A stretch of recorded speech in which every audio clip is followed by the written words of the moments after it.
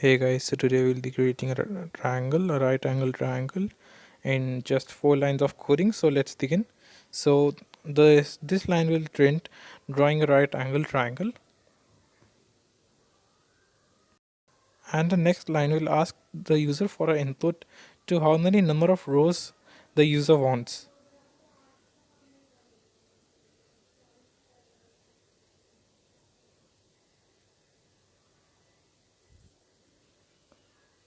Now in the for loop, the triangle will start getting printing. So in range we have 1 plus x because the 1 plus x is not inclusive, so we want it to run for x times, so that's why we're having it. Okay, so let's test it now. It works fine, 7 times there. Let's try it again. This time we'll use 10. 1 2 3 4 5 6 7 8 9 and 10. It works perfect. Thank you for watching this, guys. If you like it, do hit the thumbs up and subscribe to the channel. Thank you.